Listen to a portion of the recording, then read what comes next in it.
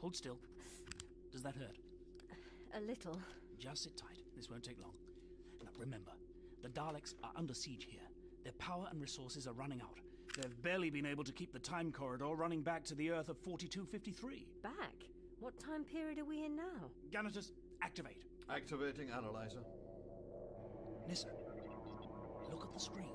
What is that? Looks like eggs. Tiny insect eggs. Or to be more precise, wasp eggs. And that's what is in her arm. Why? I have heard of such a thing. Insects which kill their prey by injecting eggs. That's right. The hatching larvae then eat their way out, emerging nourished and healthy. I hope you're not proposing we let them eat their way out of my arm. Don't worry. I'll remove them with the laser scalpel. I'll just freeze the affected area first. And let me just seal the wound. No, that didn't hurt, did it? No. Let's have a closer look at those eggs. You think they've got something to do with the mutant phase, don't you? Well, the mutant creature DNA contains certain insectoid elements. They certainly resemble insects. Precisely. And you pick this up in 2158, the year the first genetic impurities show up in the Dalek DNA records. So yes, I do think this has something to do with the mutant phase. Then we're close to a solution. Of course, you do know you're asking me to break one of the most important laws of time. You have no choice but to obey. Oh, you'll kill me? Nissa? Everyone? Which? If the historical origin of the mutant phase cannot be reversed, we will all die. Incidences of mutation are increasing, and the swarm of mutant creatures is breaking through our Hello, so I've seen all. barriers. We cannot stop them. What if I prefer to die rather than compromise history? What's the matter? Concept too difficult for you? Victory for the mutant creatures will mean the end of history. Yes. Yes, it will rather, won't it? And that's just what doesn't make sense to me. Then you will help us? Yes.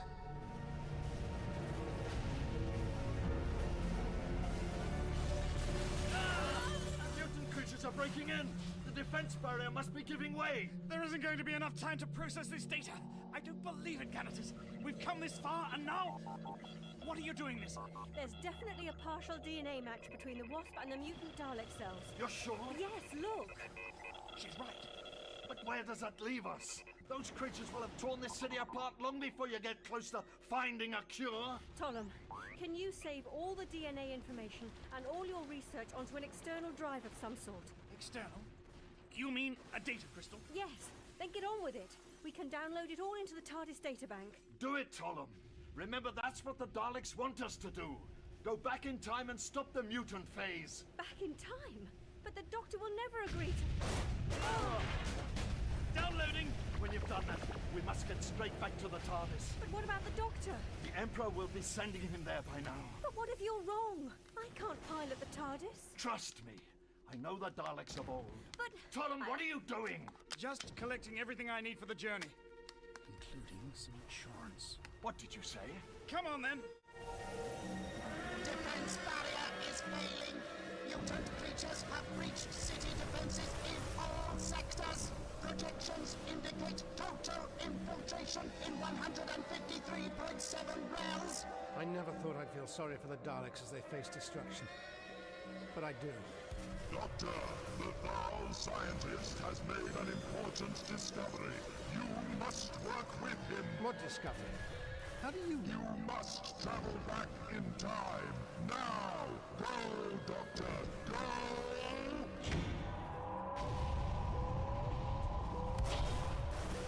I'd wish you good luck, but... Leave us to our fate.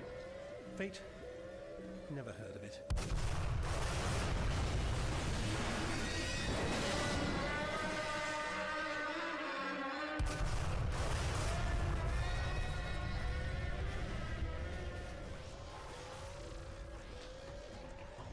This way.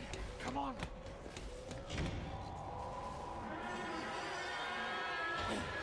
Tollum, get back!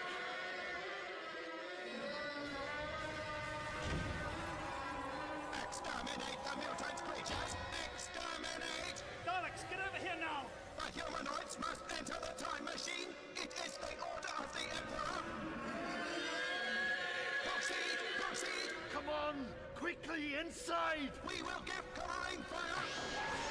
Exterminate the mutant creatures!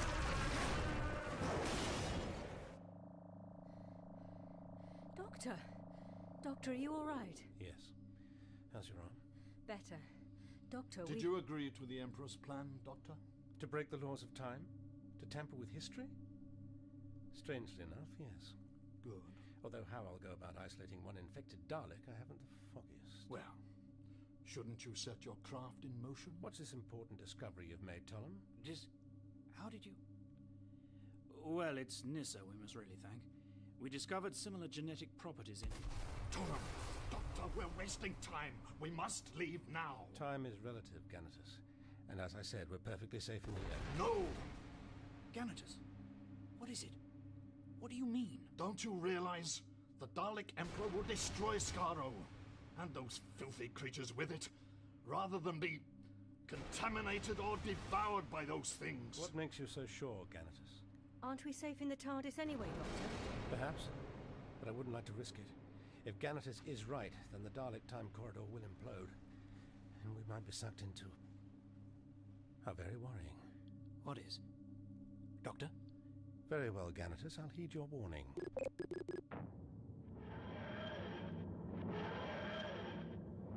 There now.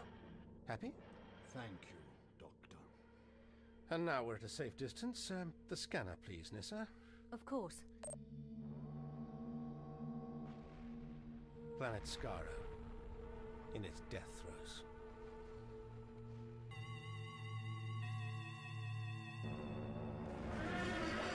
The Doctor will obey! The Doctor must obey!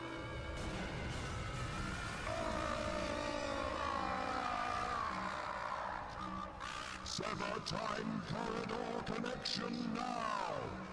Activate temporal drive boosters! I obey! Transmit total transference!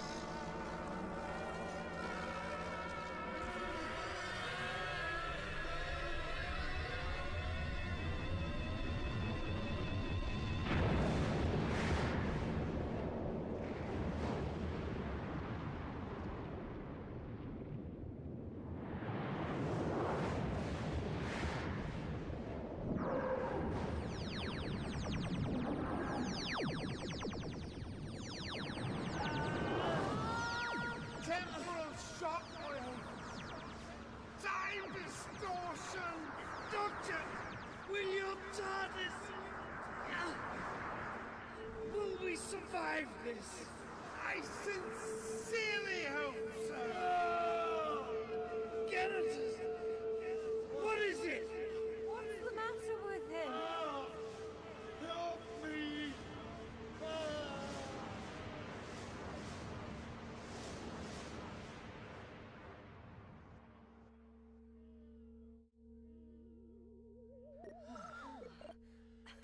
We made it. Not much damage, considering. Ganatus! Ganatus! He's out cold. Could it have been the time distortion? Possibly, but unlikely. Let's have a look. Oh, seems all right, just unconscious. His heart rate and respiration seem fine. All we can do is make him comfortable. We'll put him in one of the spare rooms. Nissa, I've set the coordinates for our original landing point on Earth. In America? The rape field, Kansas? Yes, it's as good a place to start as any. Just keep an eye on things here. Watch the old girl doesn't drift off course. Tollum, will you help me carry him? Of course, Doctor. Come on, old friend. Right. Oh, Tollum's brought a data crystal of all his research into the mutant phase. I'll input it into the TARDIS data bank. Good. It's in this case of yours, is it, Tollum? Yes, but don't touch anything else in there. Some of it is quite fragile. Please, Tollum, he's not getting any lighter. Come on! Now, let's see. I wonder what that is.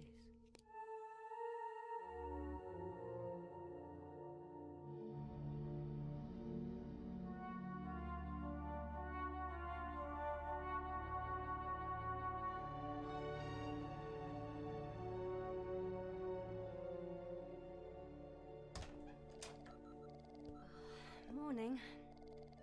Don't tell me you haven't been to bed yet. All right, let's go through it again. Again? Again. How many times have you reviewed that data crystal? 515 times. Precisely. And you know what that means? Time for another cup of tea, probably. No. It means you should go to bed. So, a Dalek on 22nd century Earth somehow absorbs DNA from a wasp, which triggers an accelerated, unstable, long-term genetic mutation in the Dalek creature, resulting in the mutant creatures. That much we know. We also know that the DNA comes from the same kind of wasp that decided to sting me. Do we think that's relevant? We don't know. No, we don't. Except that the Dalek could have absorbed the DNA from a wasp sting containing eggs. But how do you sting an actual Dalek creature inside several inches of bonded polycarbide armor and numerous other defenses? We don't know. No, we don't. It's there. It's staring me in the face. I know it must be, but I just can't see it. Doctor, your mind's exhausted. Even Time Lords need sleep, don't they? Tollum went to bed hours ago. Yes. How's Ganatus? Still unconscious. And that's another mystery. Why did he collapse? Couldn't have been a side effect of the time. Doctor. Rest. Rest. Yes, well, I suppose we have all the time in the universe to think this through. Hovering in the vortex, poised to make the critical decision. And land. In 2158? Oh, I think so. And you. Good night. Doctor? Yes? Yes, sir? What is it? Why are you doing this? Well, we have to When find Adric died, you said we should never ask you to go back in time and change things. Yes. Yes, and I meant it. But you're going to go back now, aren't you? If there's no other way, yes. Look, there are some secrets of time that I just can't risk divulging. You mean you don't trust me? No, of course I trust you, Nissa, but I don't know what lies ahead for you.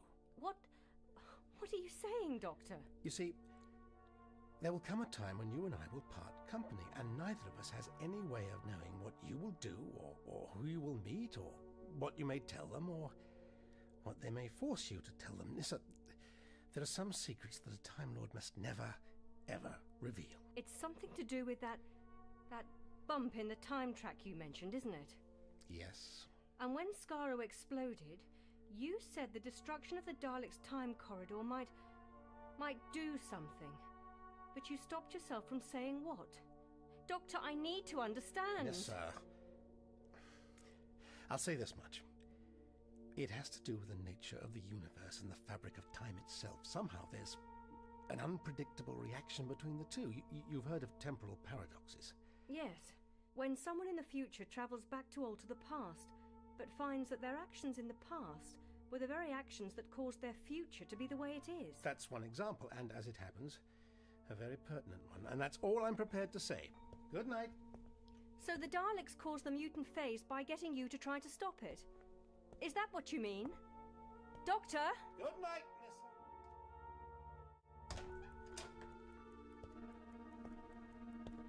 Ganatus? Ganatus, my friend. Still unconscious. You know, I miss you, old friend.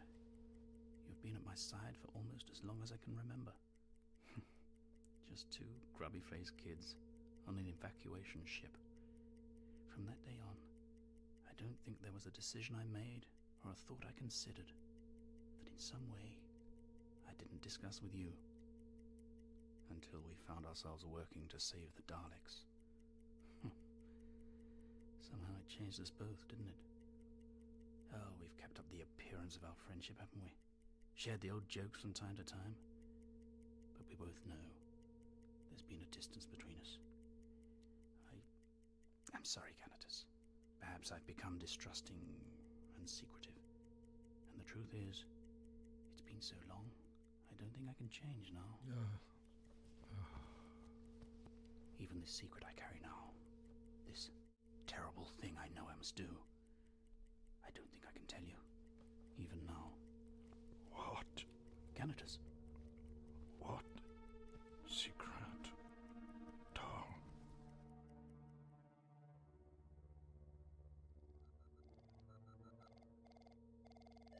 Useless. And all because of a wasp. Wasps.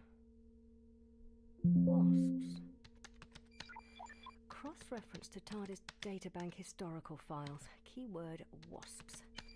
Linked to... where was it? Kansas, America, Earth.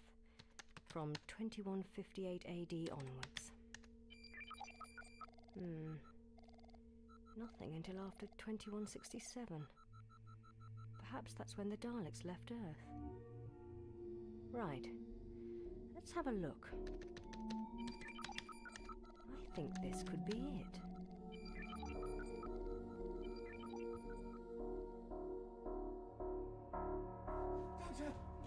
Doctor!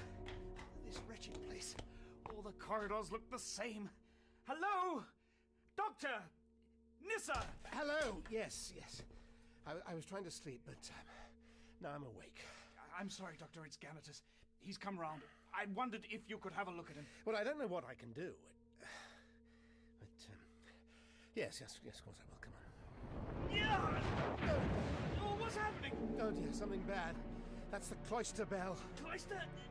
Oh, where are you going? Ganatus will have to wait. We must get to the console room. Come on! Tolom! Doctor! Otherwise engaged. Good. That means it has started. How is that possible? Nissa, what is it? What's going on? It's the Dalek time corridor again. But I thought you said it had imploded. Yes, it had. Let's see. Clever. Very clever. The Daleks? They leave nothing to chance. They boosted the entrance to their time corridor back into the past before it imploded, and we've drifted straight into it. Where are we heading? Where they wanted to make sure we headed. I'll give you 2 guesses. Don't tell me. 2158. Earth, America, Kansas, in a field of genetically modified vegetation. Genetically modified? What are you talking about, Nissa? I've been cross-referencing Tollum's research with the historical information in the TARDIS databank. Oh, very ingenious.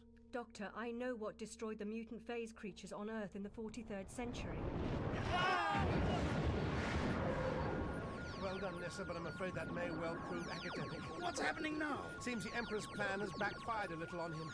And us. The Dalek time corridor hasn't withstood the test of time, as it were. That's the trouble with inferior technology built by megalomaniac machines. What are you talking about? It really is imploding this time. With us inside it! Oh, no!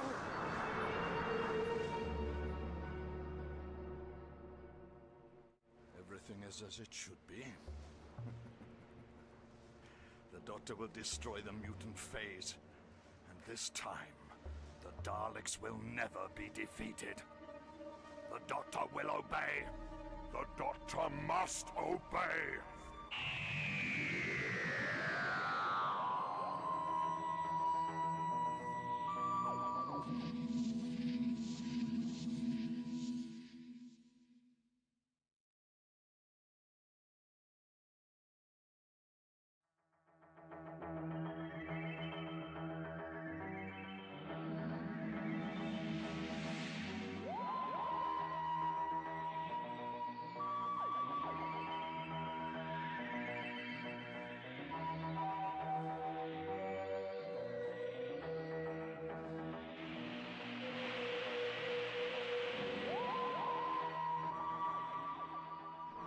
What's happening now? Seems the Emperor's plan has backfired a little on him.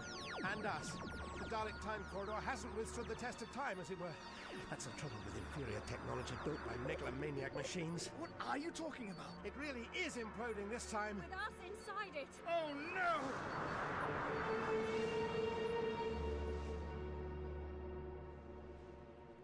Everything is as it should be. The Doctor will destroy the mutant phase. And this time, the Daleks will never be defeated. The Doctor will obey. The Doctor must obey.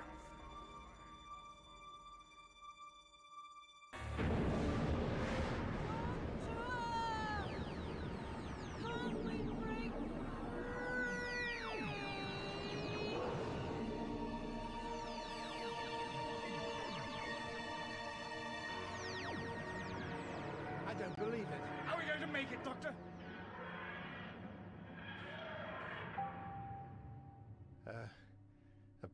that we have.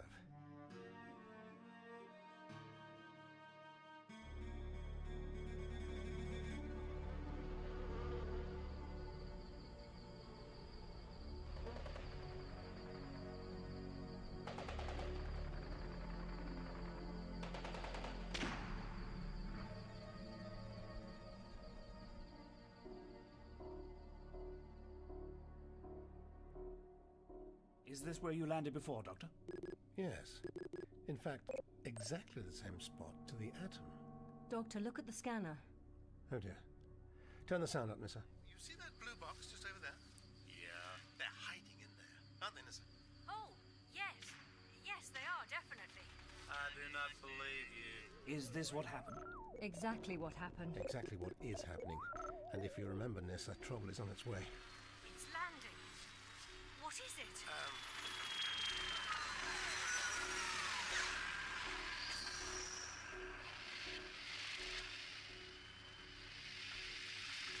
Identify yourselves. That, Nissa, is a Dalek. Identify. A little dented and battle-scarred, but definitely a Dalek. Identify. Of We're course. That's how a wasp could inject its DNA into a Dalek. Look at that Dalek, look at it! Dented and battle-scarred. Probably damaged by the grenade we'd heard earlier. It must have breached the Dalek's casing just enough for a wasp to crawl through. You're saying the mutant phase started just because one wasp managed to get inside one Dalek? It's that simple. History sways on the simplest of pivots, Professor. Doctor, we're coming this way. Now, Nissa, now. Do not move. Doctor, if they come in here with us, won't that break the... The laws of time, absolutely. What are you up to?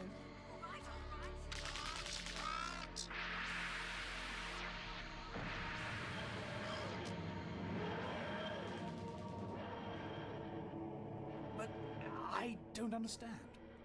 They entered their TARDIS, not ours. And our TARDIS has dematerialized too. Yes. And landed again. About 500 or so meters west of our last position. Hopefully out of harm's way. All down to the hostile action displacement system. Now. Looks quiet enough out there. I'm hoping all this means that it's safe to carry out our mission, Doctor. Safe? Well, I wouldn't go so far as to say that. Nissa, you said you've discovered what destroyed the mutant phase on Earth. Well, Nissa? Yes. Traces of a particular pesticide in the soil samples Tollum took in the 43rd century. But how do you know that this pesticide was responsible for killing the mutant creatures? Let me guess. Because it was the same pesticide used to kill the species of wasp which originally infected that Dalek out there. Well done, Doctor. The Ichneumon wasp. You see, part of the intended effect of the genetic modification of those plants out there was for them to release a chemical which agitated the Ichneumon wasp. But why would the humans want to do that? Oh, GM crops, quite a fad for the scientific community on Earth, particularly in America. Because, Doctor, the wasps, now more aggressive, started attacking and killing more of the caterpillars which were threatening to destroy the crop. The wasps were effectively protecting the plants. So why did the humans create a pesticide to destroy the wasps? Because the wasps became far too aggressive, and because they were laying more and more eggs, their numbers increased alarmingly. The TARDIS Historical Data Bank shows that after the Daleks had left Earth in 2167, there were widespread reports of wasps swarming and actually attacking people. You have been doing your homework. The crisis point came on July the 21st, 2172. I'll transfer the information to the scanner. Whole town. 3,000 innocent people. Nearly 500 wiped out by an angry swarm of Ichneumon wasps. The rest severely injured. I've just come from the governor's office, and she has authorized the immediate use of GK-50. We've got to stop those damn wasps right in their tracks. And that's presumably what they did. Yes. And this is the formula for GK-50. Those chemicals were present in the soil samples I took in the 43rd century. And we need them again now. Right, follow me. Where are you going? Come on, time is marching ever forward and we haven't a moment to lose.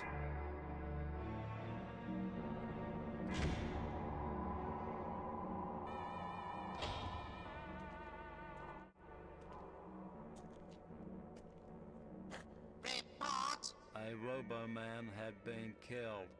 I found a man and a woman. They were strangely dressed. there was a blue box. This Roboman called for assistance. I ordered them taken captive, but they escaped. Why did you not exterminate them? They entered the blue box. It was resistant to our firepower. Where is this object now? Speak! I do not... Answer! It vanished. Do you concur with this Roboman's report? I concur. Unacceptable! Roboman will report immediately for reconditioning. Move! I obey. You have sustained damage. Explain yourself. Freedom fighters ambushed my patrol. You will report for cell donation, full diagnostic testing, and repairs to your casing. I obey.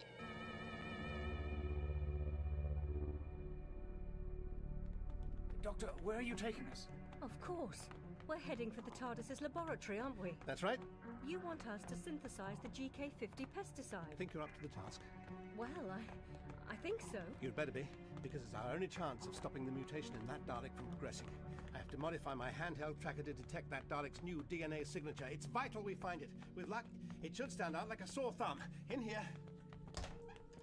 You'd better get started, Nissa. Tollum, you help her. But Doctor, how can we be sure this pesticide will reverse the mutant phase at this early stage of its incubation? We can't be sure. What? Just as we can't really be sure that I'm right about it being that particular Dalek, or that it isn't halfway to the moon by now in a flying saucer, or that the GK50 may just kill the Dalek. Nothing is ever certain, Professor.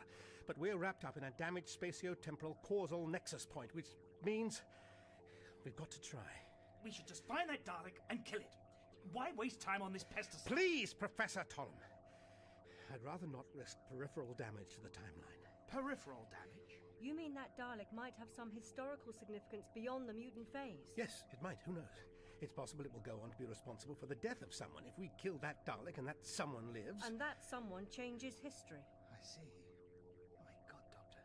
It's a minefield. So we must tread very carefully. And get a move on. Precisely. Meet me in the console room as soon as you can. Every moment we delay, that Dalek is getting further and further away from us. Reporting for repairs to outer casing. Move into the remolding bay immediately. I obey.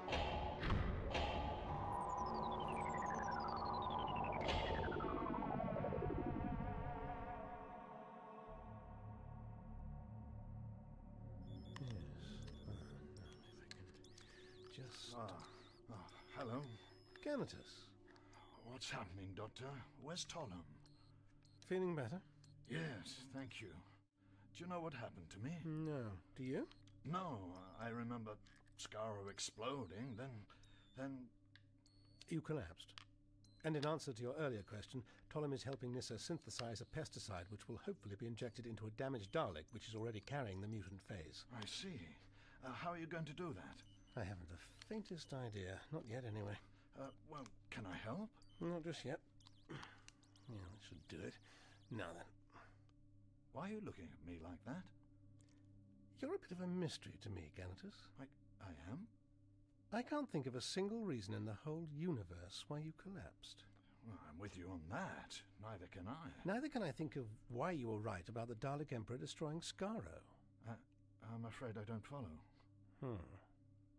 Ever heard the story of the scorpion and the frog? No. No, perhaps you haven't.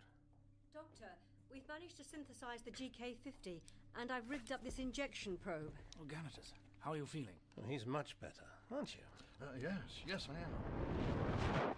Oh, no. Doctor, Tollum and Ganatus, they're frozen, like statues, but phasing in and out of existence. What's going on? I'm not sure, but I've got a few nasty theories. But you're not going to tell me what they are you? The cogs of a great machine locked together, turning in opposite directions, time and space crushing each other to death like brainless beasts unleashed. Doctor, what do you mean? Tell me. It's getting worse, Nissa. The paradox? The time paradox? Yes, there are good and bad places to have them. This is a bad place. Just bad luck in the game of universal dice, really.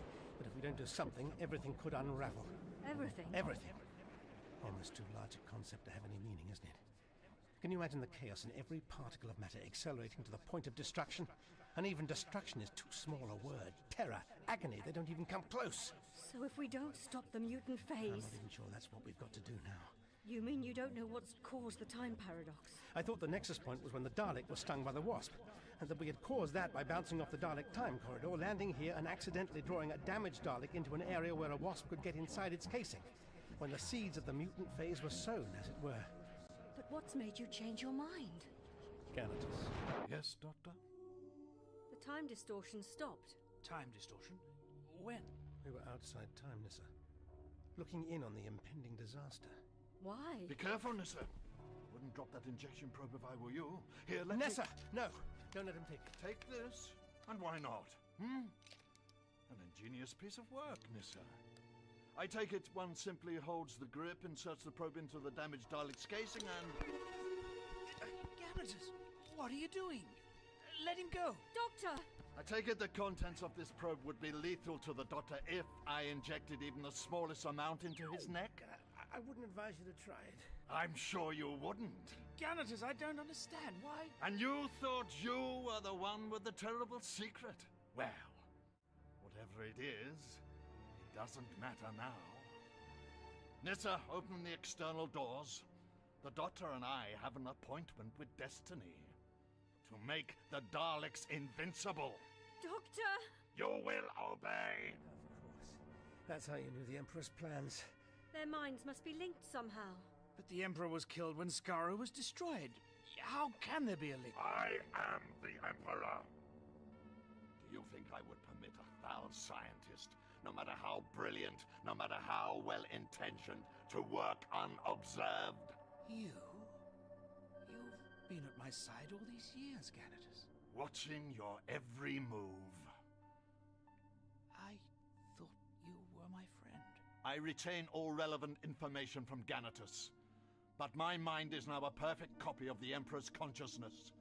His final act on Skaro was to transmit the signal for total transference of thought. Because you couldn't trust me to carry out your mission for you. Couldn't trust me, couldn't trust Tollum. You have a problem with trust, don't you? Typical Dalek neuroses. The door, Nissa, or I kill the Doctor now. Thank you. Do not follow us. Doctor! Stay in the TARDIS, Nissa.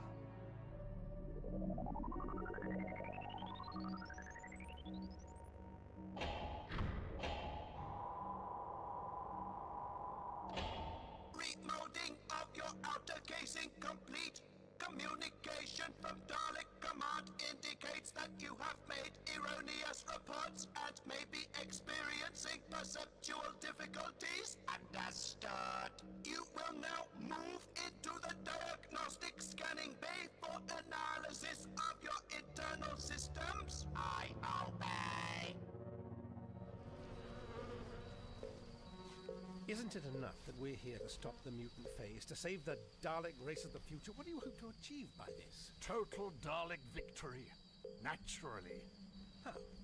Keep moving, Doctor.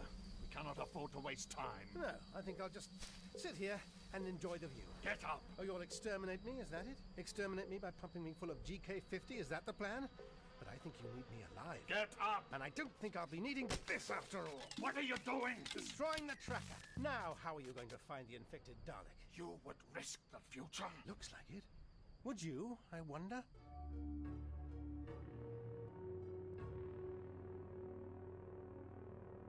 No sign of them.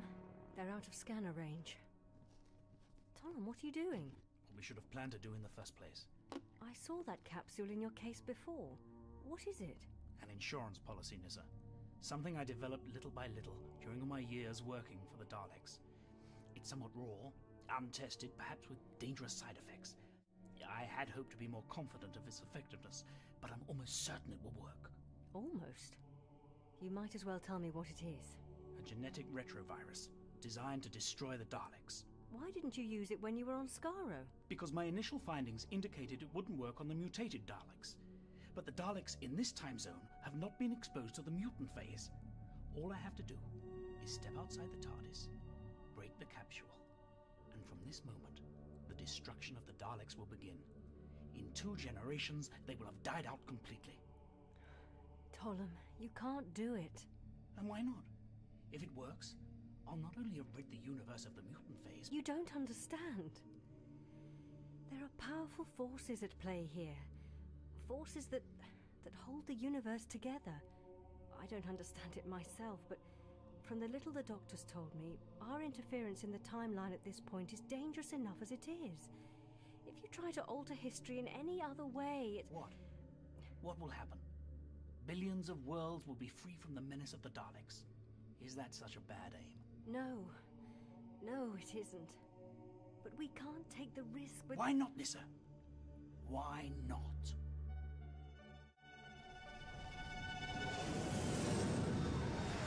Ah, we've been spotted. Reinforcements. Let's see how well you do with these, Canatus.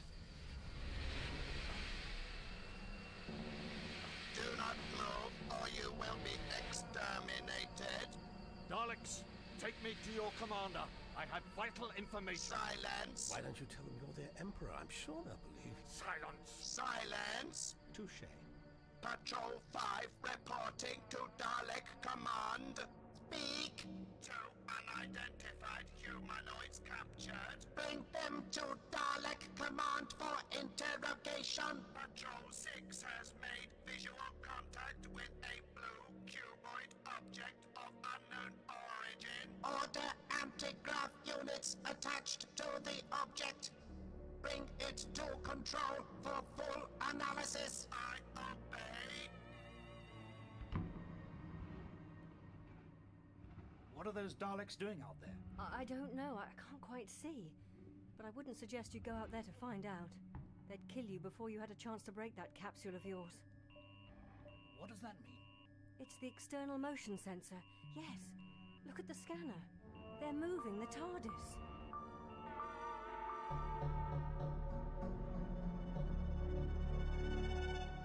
Enter.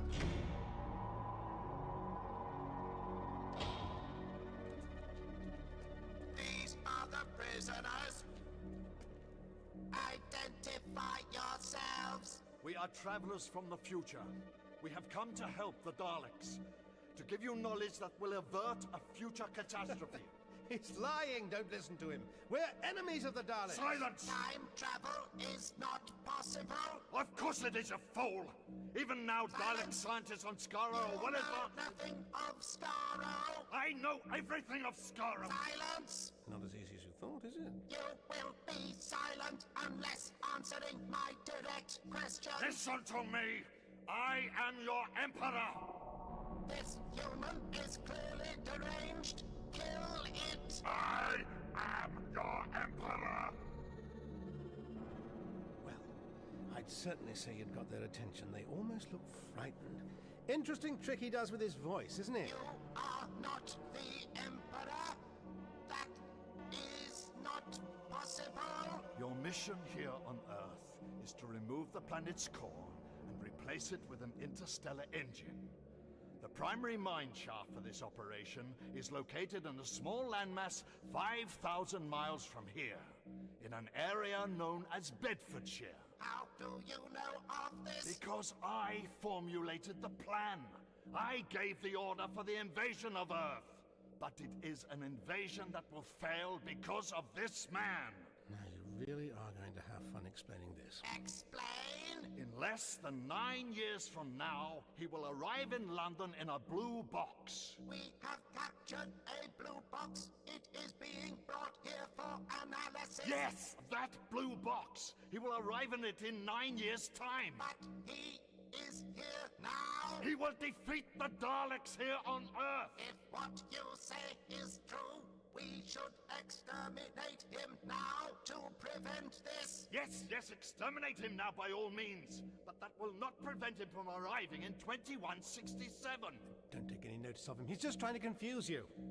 You've definitely given him some food for thought. You can almost hear his brain ticking over. You will be transported by saucer to the Dalek Supreme Commander on Earth for interrogation. Take them! Move! No, wait. Stop. Move! There's something else. Move! You must listen to me. Move! Listen! The survival of the Dalek race depends upon it. Speak quickly! You have a damaged Dalek here. Am I right? Don't do this, Ganatus. Ganatus, if there is any part of you left in there, don't... Silence! I knew you could not be trusted with this mission.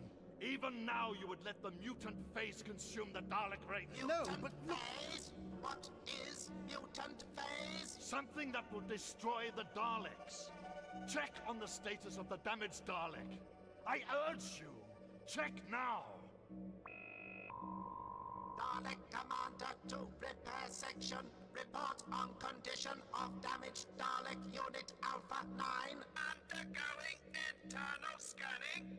Alien genetic matter is being detected. Of course. Don't you see, Ganatus? They've detected it. I am not Ganatus. I am the Emperor of the Daleks, destined to be ruler of the universe. Destined to put your foot right in it if you don't listen to me. Silence! We are preparing procedure to extract alien cells. This is the blue box. The TARDIS. It's the Doctor and Ganatus. And those Daleks are about to execute them. There's only one thing we can do. No, Tollum. Ah! I'm sorry, Nissa. There's no other way. No! Tollum, wait! Stay where you are. Do not move. Tollum, get back in the TARDIS! TARDIS? No, Doctor. There's something I must do. What? Doctor, he's got a retrovirus in that capsule. He's going to... No, Tollum, just wait, please, wait.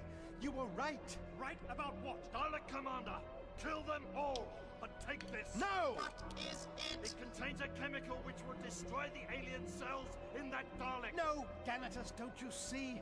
They've already detected the cells and are going to remove them. What? What do you say? It won't work.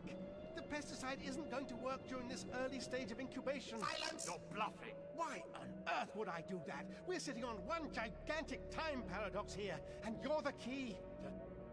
The key? Silence! I thought I was the key, but it's you!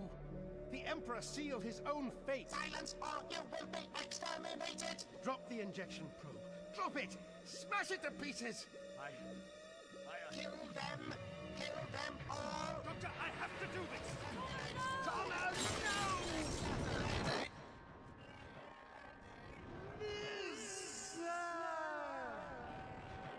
Get back in the TARDIS!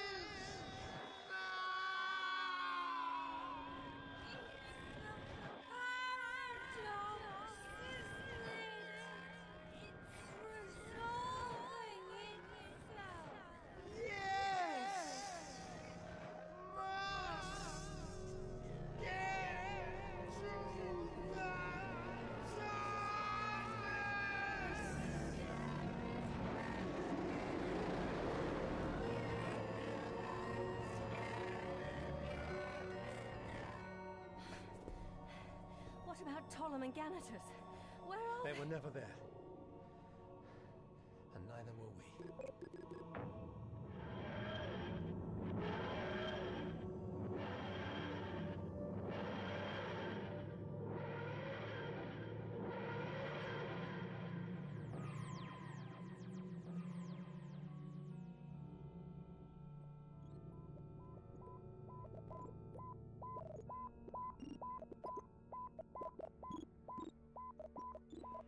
Doctor?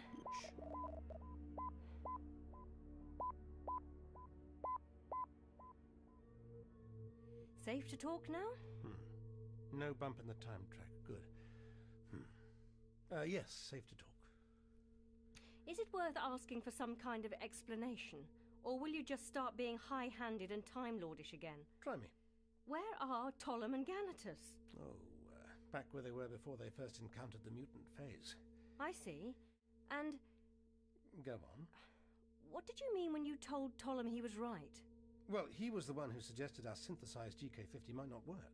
So in the correct version of history, the Daleks located and extracted the wasp DNA. It's not so much that there is a correct or incorrect version of history. It's More a matter of the survival of the universe. The paradox was triggered by the Daleks trying to capture the TARDIS in their time corridor. It caused a dangerously high-level release of temporal energy. Which sort of damaged an already weakened part of the space-time continuum, making it what you called a bad place to have a paradox. Sort of.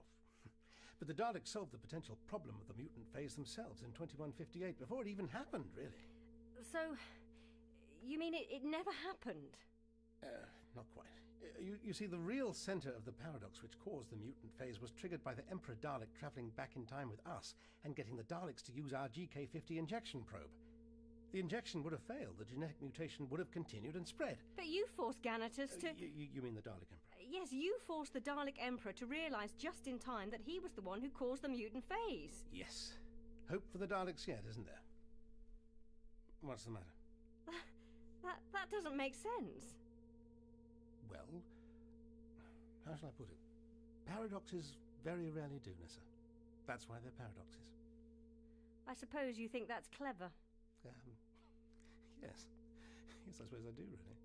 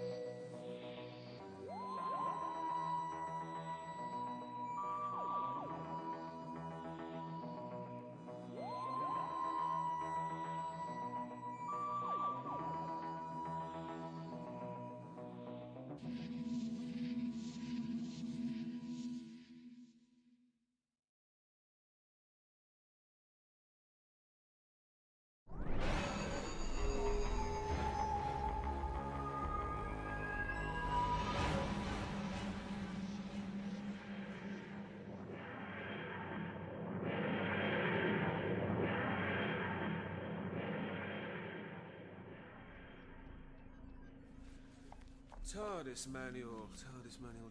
Not here, are you? I really must sort through these shelves properly some century soon. Oh! Agatha Christie, the murder of Roger Ackroyd. First printing, signed, with the last page missing. Now I'll never know who done it. Now, let's see. War and Peace. The I Spy Book of British Birds. The Wonderful Wizard of Oz. Just look at the binding on this one. Published 1831 and in mint condition, too. Now, isn't this the edition with the preface all about that time? Yes. Yes, it is. In the summer of 1816, we visited Switzerland and became the neighbours of Lord Byron. At first, we spent pleasant hours on the lake or wandering on its shores. But it proved a wet, ungenial summer, and incessant rain confined us for days to the house. Some volumes of ghost stories fell into our hands. We will each write a ghost story, said Byron. There were 4 of us. Well, that's wrong for a start. I busied myself to think of a story, one which would speak to the mysterious fears of our nature, to curdle the blood and quicken the beatings of the heart. Oh, Mary, Mary, if only you could have told the real story. Emergency stop, but that's not happened in centuries. Let's just see if the scanner can't shed a little light on what's going on there in the vortex.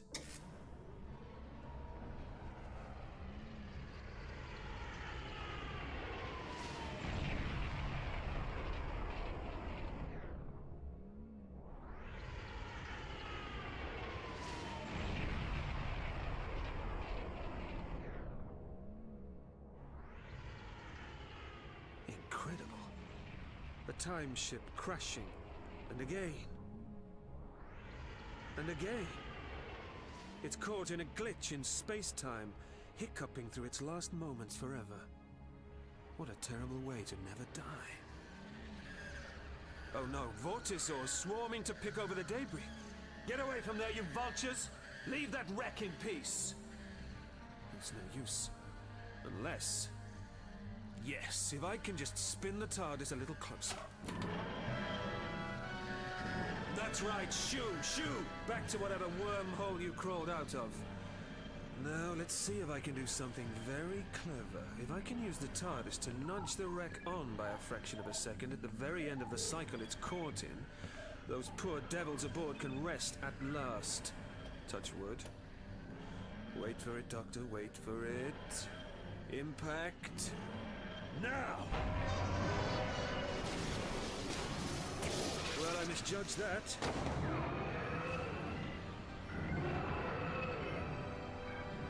Come on, come on. If we don't dematerialize very soon, old girl, we'll get caught up in the smash ourselves. And...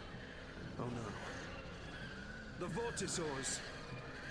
It's no use. There's a dimensional displacement system protecting this ship. You can't get in. What? Displacement system failing? Falling to 36% effective? 22% effective?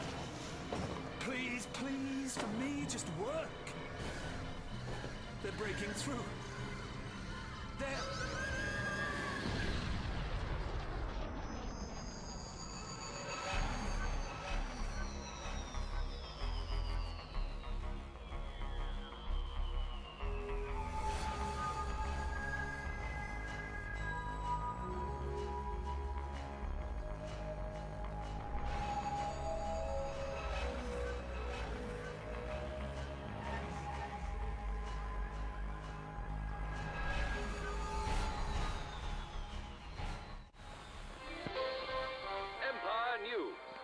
Masters of the Air.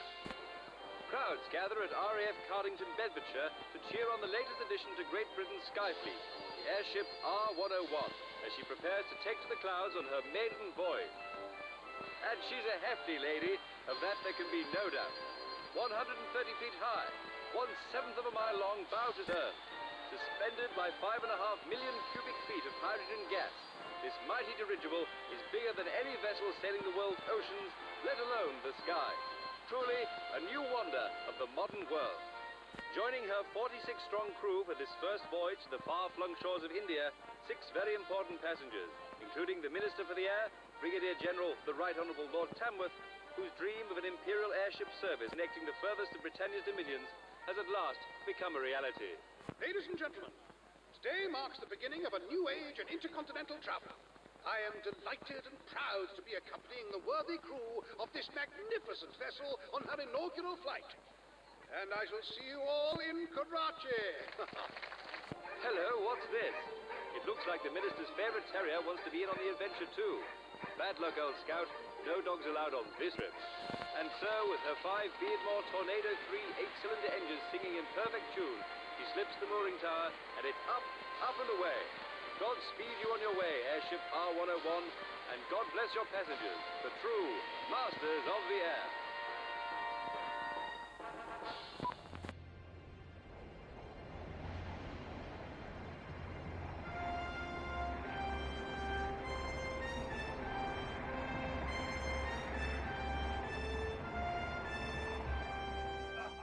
Have a look, I said. Foreign Office Waller opens up my dispatch boxes, 36 bottles of finest malt whiskey inside. Well, I said, if it has to be a retreat, don't see why it should be a dry one, huh? Well said, Tamworth. Yeah, but seriously, all of you know what this wonderful machine around us could mean for our king, our country, our world. Raise your glasses, gentlemen. I give you the R101. The R101. Ah, Frayling, over here, man, over here. Come and powwow with the fellas at the top table.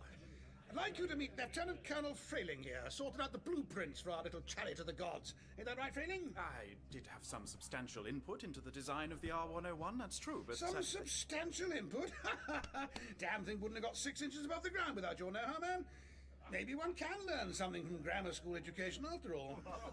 A surprising sentiment for a socialist minister, if I might say so, sir. Well, I'm a funny sort of socialist.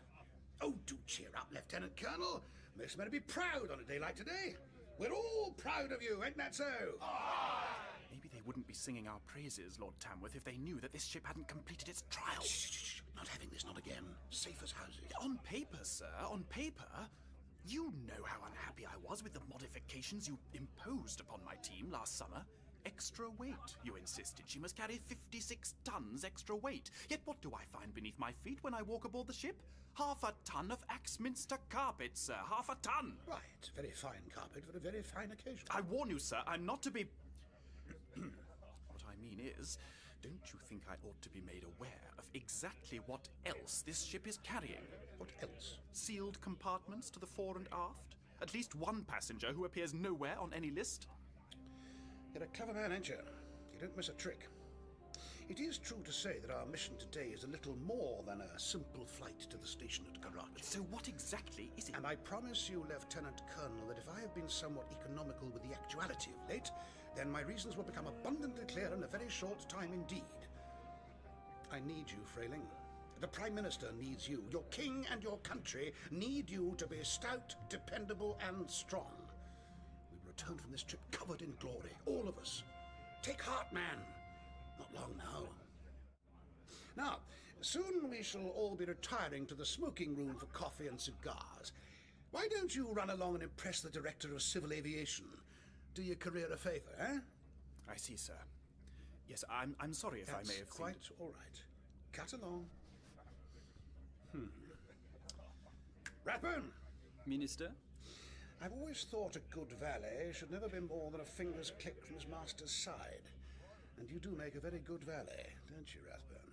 I try, Minister. Do we have a problem with the young Lieutenant Colonel? Not yet. But it might be worth keeping an eye on that one as our little adventure progresses. No, I wondered if you shouldn't just look in on the passenger in cabin 43. See if there's anything you can do to make the journey more comfortable. As you wish. Good, good. Steward! Steward! What's a distinguished guest got to do to get an Irish coffee round here, huh? The Vortisaurs! I did it! I did it! I did it! The extra momentum generated by the creatures themselves was enough to push the time ship on. And it should have provided enough of a power surge to restore the displacement system just as... Doctor, you know, you really must stop talking to yourself at times like this. Terrible habit. First sign of madness, they say. Oh, so you're back, are you? Well, I'm not hanging around to be pecked apart like the last sardine in the can. Now, can I afford to make a jump straight out of the vortex at this four-dimensional dateline? I think I'll have to. Fingers crossed. And... bye-bye!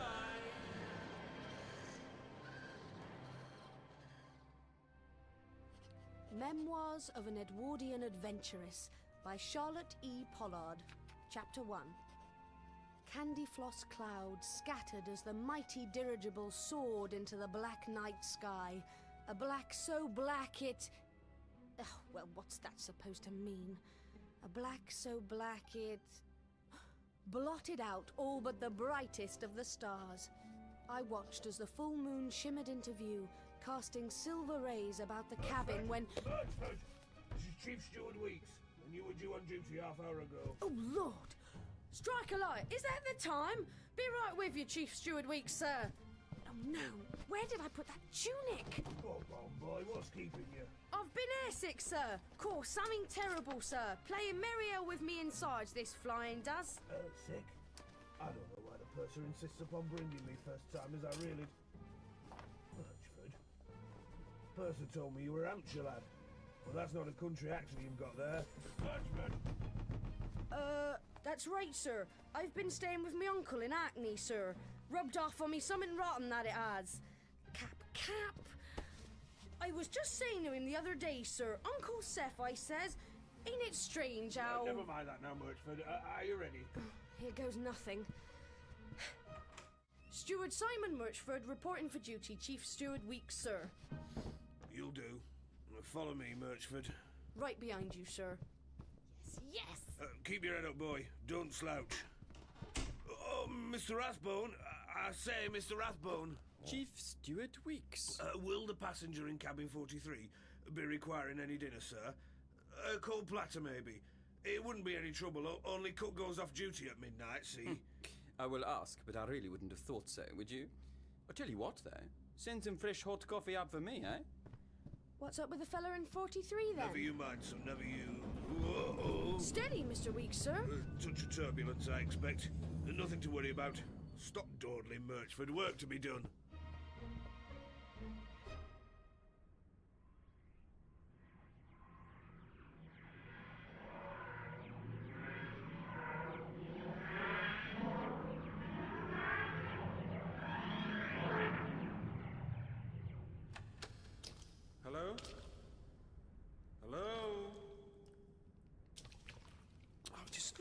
creatures have done to your paintwork. Still, look on the bright side, Doctor. They could have left those scratches on you. Oh no, these shoes are letting in water. Sheer walls. So, an interesting choice between a ladder up to that hatchway there, or a hasty dematerialization. And I've got a double-headed Altarian dollar here which says... we climb the ladder.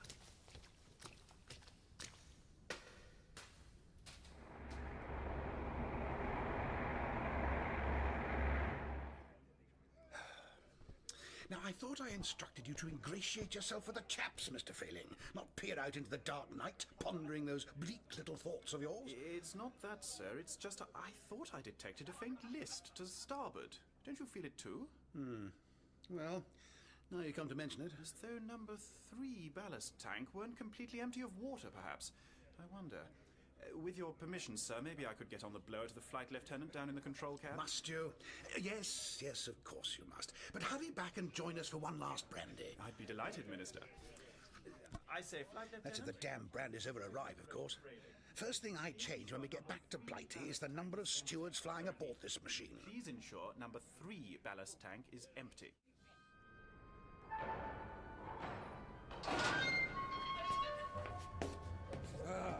So, where am I? Now, why is it I'm reminded of Jonah in the belly of the whale?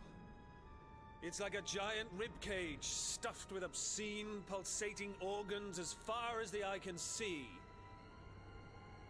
Maybe not. Maybe... What? The hatchway. Oh no.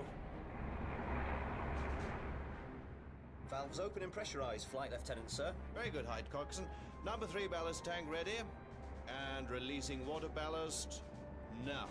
Ballast emptying now, Technical Director Frayling. Marvelous, Flight Lieutenant. Thank you. Over.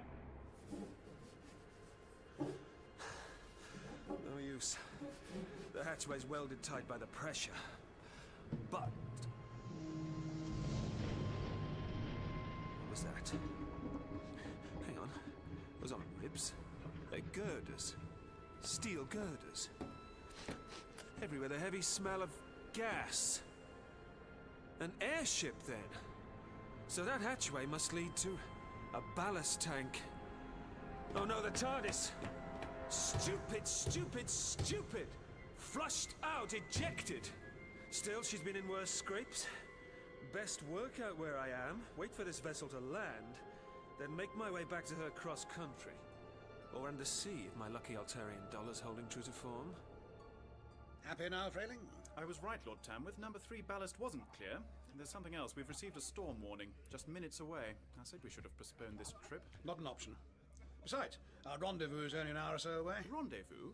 But the midpoint in Egypt is a full day's flying from here. Like I said, Lieutenant Colonel, our rendezvous is only an hour or so away. At last! Here, lad, here! I trust that's a respectable cognac. Oh, yes, mister. Shall I... Mister? Ha! What's your name, boy? Murchford, sir. Now, see here, Murchford. What the devil? Rocked by something. Never mind that now, Frayling. Look what that silly arse has done to me best mess trousers. Oh, look, I'm really very sorry. I couldn't... I mean, I've, whoops. Stand up, Murchford. Into the light, damn you! Lot of hair piled up beneath that cap, ain't there? Missy? Now, who exactly are you, and just how do you come to be aboard my airship?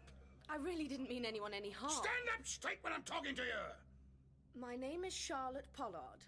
The real Murchford is probably still lying dead drunk in the stables of the Hare and Hounds at Ickwell Green. I got him plastered on the special ale, took his papers and kit bag, and, well, sneaked aboard. And exactly to what end have you compromised the single most important flight yet attempted by an Englishman, huh? For the thrill of it, sir. Why else? Look out behind! What? Oh! That fool, little minx has stamped on my foot! I'm really terribly sorry about that, sir. I knew there was something funny about Murchford. Couldn't put my finger on it, though. Let me just help you. Get off me, Chief Steward! Well, don't just stand there gawping, man. Get after her! Vixen. I'll have your guts for garters, missy. You see that I don't.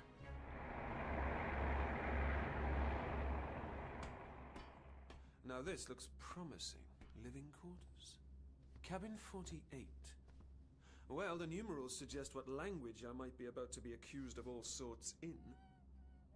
Or maybe I'm wrong. Where did that come from? Here. Cabin 43. Now, somewhere in here, I might just have... Yes! A stethoscope. Conan Doyle's, isn't it? Must return it before he gives up general practice. Eavesdropping, Doctor? That's another very bad habit you've picked up. Now then... Stop that. I said stop that, hey? That's better. Now, it's only a tiny needle. Don't want you too excitable today, do we? Now, hold still. You know, I don't like the sound of this one little bit. Maybe I should... Ah! Is that the greetings over with? What? I can do this too. How? That's good, isn't it? Geronimo taught me that. How? There, you got the hang of it already. What? Are you running away from something? Someone. No, it's definitely something. I can see it just behind your eyes. What you need is a hiding place. Hiding place. Ah, curtains there, perhaps. Yes, whatever. Come on then, quick. Whoever you are, I know you're down here somewhere, lassie, and I'll search every one of these cabins if I have to. Oh, have it your own way. No skin off my rosy nose. Well, you got that right, Chief Steward Weeks. It's redder than Mr. Lenin's pajamas. Red? Lenin? No. They were sort of mauve when I took the train with him from Switzerland to Petrograd. Remarkable mind, Lenin. Terrible at tiddlywinks. Well, I do declare, you might just be the oddest man I've ever met. You know, that's just what the Empress Alexandra said soon after. Now, there was a lady who liked to play games. Still, I'm the doctor, by the way. Oh, I'm Charlotte. Charlotte Pollard. Charlie to my friends. It's Charlie, then. I tell you what, shall we explore? This way, do you think? All these cabins make me think of that time on the Lusitania. And the Orient Express. Or was it the Hyperion? Or maybe Storm Mine 4? Tiddlywinks. He played Lenin at Tiddlywinks. Still, why not? Oh, hold on, Doctor. Wait for me. Damn it all, Frayling. I want that girl found. I really don't see what difference she makes. Actually, she seemed like quite a sort. A sort? You know, fun. Devil may care, that sort of thing. She'd better care, or I may yet have to have her shot. Shot? That's very good, sir. There are greater things at stake today, Lieutenant Colonel, than the well-being of some silly it girl who thinks she's just the thing. And let's have no more of that whiskey, man. Don't need you stewed if we get ourselves into a pickle. I've hardly touched a drop, really, I haven't. No. Storm's breaking. She'll hold. Magnificent workmanship went into this craft. Fantastic fellows they have in those sheds back in Cardington. Put my life in their hands, I would. Believe me, you have done. Look! Look! What? Where? Through the porthole. Lit up by the lightning. There's something out there, Tamworth. Let me see. Nothing! There's nothing there, man. I tell you, I saw something. Some animal with wings and claws. It looked at me, sir. I'm telling you, it opened up its eye and it looked at me. And I'm telling you there's nothing out there, Frayling. Do sober up, or I'll have you on a charge. I'm not drunk. But I could have sworn I saw something out there. Oh, I love lightning, don't you? So scary and powerful. I know what you mean, Charlie. I know what you mean. So is that France down there? This glass is all misted. I think so. I mean, I can't see it, but that's where we should be. Does it matter? Well, yes. My TARDIS got ejected as ballast, you see, and I need to triangulate its position. But it's terribly difficult in the dark. TARDIS? Yes, my time and space machine disguised as a police box. And before you say it, yes, I know, it sounds incredible. So do you know where we're headed? Karachi. Are you pulling my leg? Karachi? Karachi, India. You know, the jewel in the crown. Now, about this time machine business. The year wouldn't happen to be 1930, would it? Yes. And the month, October? Yes. And this airship, it wouldn't happen to be the R-101, would it? Yes. Oh, this isn't good. It's not. Why? Well, if I remember my Earth history correctly... What was that? I don't know. Shh. There's something dragging itself across the outside of the ship. It's only a touch of thunder and lightning, eh? Quite normal around these parts. You want some more of the needle, huh? You keep that up, you're gonna get some more of the needle. Told you, it's nothing to worry yourself about. Well, whatever it was, Doctor, it's gone. Perhaps. So come on then. What's this great secret you really shouldn't be telling me? You're not supposed to be here, are you, Charlie? Doctor, you know that already. No, I mean, you are really not supposed to be here, are you? No, I'm not. Oh, come on, Doctor, what's the matter? It's just like I say, if I remember my Earth history correctly, the R-101 airship took to the skies for her maiden voyage to India early in October 1930. Yes, and? And crashed in flames in France during a storm in the early hours of the next morning, killing everyone aboard. And you're saying that's what's going to happen to us? Yes, Charlie, I'm very much afraid I am. Geronimo, Lenin's pajamas, Tiddlywinks with the Tsarina, and now you can see the future. Come on, Doctor. You are pulling my leg. Who are you really? Charlie, I'm telling you the truth. At least I think I am. And I'm sure I remember right. Charlie, where are you going? Don't go, Charlie!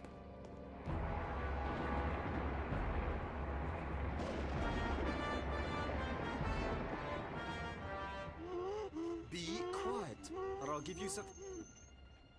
You're right, you know. There is something to do in there, huh? Let's just see what we can see outside.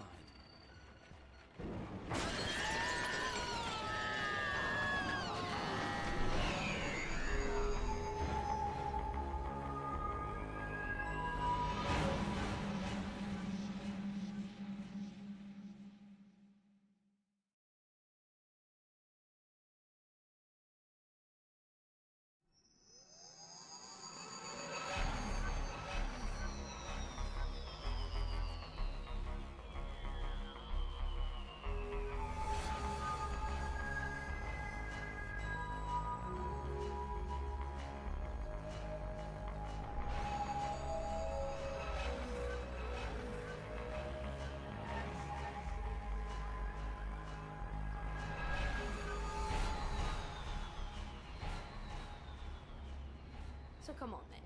What's this great secret you really shouldn't be telling me?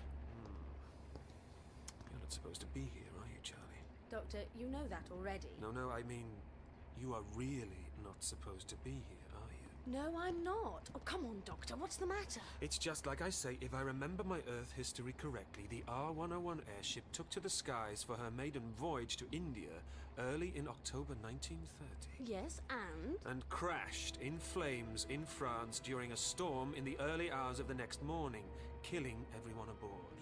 And you're saying that's what's going to happen to us? Yes, Charlie, I'm very much afraid I am.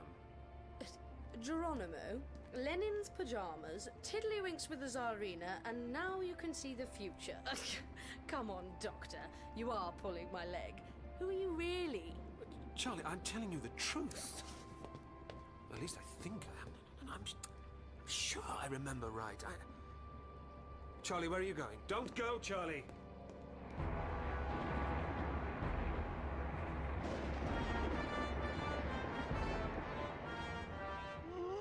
Be quiet, or I'll give you some...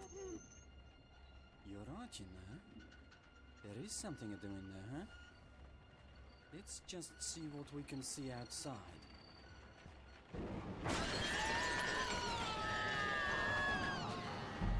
What was that? Above us, to stern. The cabin deck, come on! Doctor, you still haven't told me who you really are yet. Charlie, I have. Come on! Oh, what's the use? Wait for me! My arm! Get off my arm, you filthy animal! Get off! I warn you, until you beak off if you don't.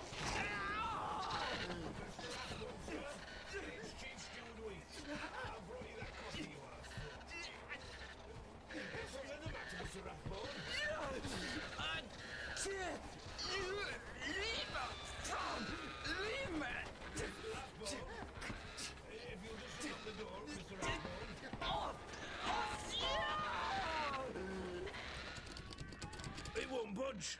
Mr. Rathbone? Mr. Rathbone! I'm gonna get out, Mr. Rathbone. I can't quite... Helps a ride. Chief Steward Weeks, isn't it? Now, what's going on inside? Oh, yes, the mysterious cabin 43. Hello? Hello, what's going on in there? Who the devil are you, sir? And as for you, Murchford, or whatever your name is, It's Charlie. You heard. This here is the doctor. Doctor? What doctor? We don't have a doctor on board. You do now? Well, don't you stand there, Steward. Help me force the door. One more heave. What is it? Get this bloody thing off my arm! Pterosaurus vortex fera. We call it a vortisaur. Stop struggling, Mr. Rathbone. Isn't that what the Chief Steward said? You're only making it worse. What's he what? Come. Force its jaws. Lucky it's only got its head through the porthole. Very tenacious vortisaurs. Once they've got the smell of blood in their nostrils. That's no good. I need something to... Steward, that coffee pot just outside. Come on, come on. Got it. What, I'll just give it here. Sorry, old chap. I'm afraid you're not going to like this one little bit. It's all right. Just do what you have to, huh? I wasn't talking to you. It burns! But not as much as it burned that creature, huh? It wasn't the heat, it was the taste it objected to. But I'm afraid it won't be gone for long. Saw something like that when I took the young'uns to the Natural History Museum. Some sort of flying dinosaur. Close. They're carrion feeders. They live in the space-time vortex, picking over whatever scraps they can find. I'm afraid this one must have followed the trail of my TARDIS, squeezed itself through the gap made in space-time as it made the emergency exit, then burst out a few moments behind. You know a lot about these creatures. We rode them bareback at the Academy on Gallifrey. Who's this? I don't know, Doctor. I just found him here. I don't think he can breathe through this contraption. You just leave the passenger alone, doll. Not your concern. A very special passenger to be held in a sealed cabin, trussed up in a deep-sea diver's suit, being fed oxygen through all these tubes. And I think Miss Pollard here is right. You are having trouble breathing, aren't you? You're a doctor? Well, you show some regard for your own health, huh? Now stand up and leave the passenger be. Rathbone, a revolver isn't at its most effective when held by a man with a half-eaten and scalded forearm. I can manage. Now, you say the creature's coming back. You know so much about it, you can kill it, right? It's all right. The nasty bird thing is gone now. I think he's getting better. You see? The girl can stay here. Help me make the passenger comfortable. You two, go sort out the roast deer. The dinosaur. Us? Ow! I'm a steward, not a big game hunter. And as for this doctor fellow, well... Don't worry, Mr. Weeks, we'll find a way. But I can see by all this medication around that this passenger needs more than a touch of TLC to keep going. There on the table, Mr. Weeks, is that a shot of morphine? What? In this here syringe? Oh, that's what it says on the label. Good, bring it with you. That's if Mr. Rathbone has no objections, of course. You do what you have to, Doctor. Then I agree. And when we return, maybe we can discuss the welfare of this poor unfortunate... When you return, maybe we discuss who you and the girl are, what you're doing aboard this airship, and whether or not we throw you off it, huh? Splendid. Don't worry, Charlie. I'll be back as soon as I can. I know you will. Go. Ready, Mr. Weeks? I suppose so. Oh, Lord. You should get that arm seen to, you know. It's looking all blistered. You're doing just fine with this passenger doll. Worry about me later, huh? Come on, come on. No time to lose. Where are we going? The promenade. Big old windows there. Why? What are we looking for? We're not looking for anything. We want the vortisaur to see us. We do? Yes, in here. Deck chair, deck chair, deck chair. No, too light. Ha! Give me a hand with this table, will you? Just about here. Ready, Mr. Weeks? Ready for what, Doctor? Ready to lift. Now, I'll count to 3. After 3, we're going to pitch this table through that window, if that's all right. You can't. That's just vandalism. There's nothing compared to the damage that vortisaur's claws could do to the hull of this airship, let alone the gas bags keeping us up. Not a nice thought, is it? No. So, are you with me? Splendid. After 3, 1, 2, 3. Steady as she goes. Did you feel that, Tamworth? She's listening to port now. This is hopeless, sir. She's not been tested in these conditions. I cannot guarantee the R101's airworthiness given a buffeting like this. Don't get so excited, Frayling. Stand firm. No. Lord Tamworth, listen to me. As technical director to the Imperial Airship Program, I urge you to abort this flight. There's a suitable mooring point at an airfield just north of Paris. Now take her down. One more peek out of you, Lieutenant Commander, and I shall have you arrested for insubordination. Arrested? On what grounds? On any grounds I care to concoct. This mission will succeed, regardless of any jitters in the ranks. Oh, the mission. What mission? This is a scheduled flight to Karachi, not some charge for death or glory. Lieutenant Commander, don't you see? That's exactly what it is. Chin-chin. Careful, Doctor! You'll get yourself sucked through! Oh, yes, I see what you mean. Come on, where are you? There! Look, Doctor! 2 o'clock! Come on, you stupid animal, but down here! Yes, that's right, come on, come and see the Doctor! No, it's not interested in me. Maybe it's learned its lesson. Oh, well. Doctor, what on earth are you doing? I'm looking for a nice, sharp piece of glass. Have you gone completely mad? You'll bleed to death if you cut yourself on that. Nonsense, I only want to make a tiny scratch on my forearm, just enough to... What's the matter, Weeks? Squeamish? Not too keen on the sight of blood, I must admit. Mrs. Weeks is always baiting me about it. Well, baiting's exactly what I'm up to here. Here, boy! Yes, that's right. Nice, yummy, Time Lord blood. Come and get it. Here it comes. Stand back, stand back. Doctor, it'll have your arm off. Oh, I don't think so. Will you?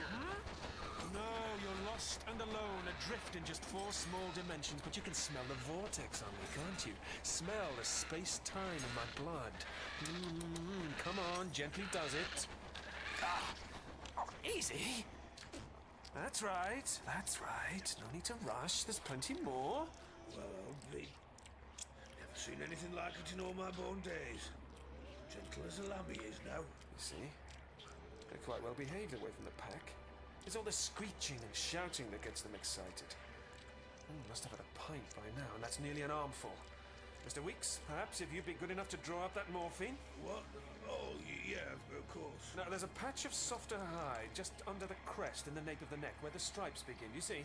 Ever so gently, just push the needle in there. Well done. He's dozy already. So what now? We wring his neck and pitch some lighter overboard? Certainly not. It's my fault he's here in the first place, so I have to take him back.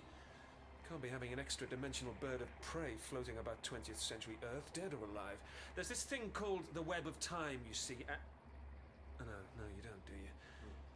Well, we'll lock him up nice and tight somewhere, sort him out later. But first, tell me, who's the commanding officer aboard this ship? Why, the flight lieutenant, of course. Well, usually. But it's Lord Tamworth who's in charge of this trip, really. Tamworth? I remember. Minister of the Air, ambitious, driven, doesn't suffer fools gladly. Yeah. Do you know him? Only by reputation. We all will, once the history books get written. Let's go. What about Mr. Rathbone and your little friend Murchford, or whatever it is she's calling herself? Oh, and I'll have to find some tarpaulin to seal up that window. That broken glass needs sweeping too. One thing at a time, Chief Steward. One thing at a time. Charlie's resourceful. She can cope. I hope. The rest can wait. There's more important things to do right now. Oh, got a heavy old monster, aren't you? Come on. There. That's better, isn't it? You just rest. He's breathing much better now, Rathbone. I don't know that he needs this helmet anymore. Perhaps we And should... what would you know about it, doll? Well... Exactly. You and this man friend of yours. You stowaways, eh? The Doctor is not my man friend, Mr. Rathbone. He's... well, I'm not quite sure what he is, but he seems to think he's very well connected. As for me, I'm an explorer, an Edwardian adventuress. I mean, it's the first time I've ever done anything like this, but you've got to start somewhere, haven't you? I remember when I ran away from Cape Town to go and see the world. Oh, there's so much of it, isn't there? Sometimes I lie awake at night and think about all the thousands of places I could go, all the people I could meet. I could have 100 lifetimes and still not meet them all. Back in the old country, we have a saying. The quicker the springbok runs, the fiercer the lion that rips out its liver. But you've been running for 5 minutes, girl, and already you've got yourself caught. Caught? What do you mean? You don't have a clue what you and your friend, this doctor, have got yourself into. No one knows you're here. No one ever has to know. A tourist, lost in the veldt, is easy meat for the lions and the hyenas. Unless they have a guide. Unless they can pay for protection. You get my drift, doll? Oh, take your hands off me, sir! I can look after myself, thank you very much. We'll see, girl. You better be sure you can run faster than the lions, eh? You better be sure. Careful, Doctor. Tamworth's not a man to be mucked about. I'm not proposing to muck him about. Lord Tamworth. Yes, sir. And you are? The Doctor. Of most things and some more besides, before you ask. Of most things and some more besides. Steward, what do you mean by bringing some long-haired stowaway into the VIP lounge? I'm wearing a tie. I'm sorry, sir. There was this monster, you see, and it attacked Mr. Rathbone.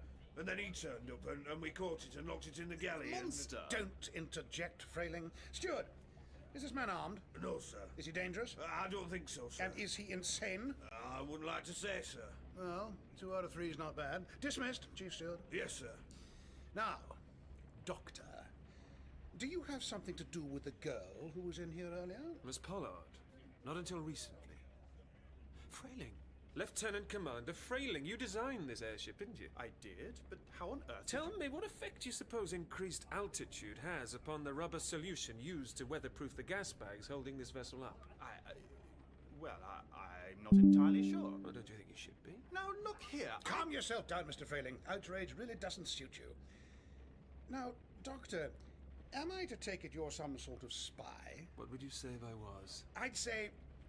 Well, why on earth didn't you mention it earlier, my dear chap? Sit yourself down, sir. Sit yourself down. Now, I assume you are acting for the Zeppelin Company?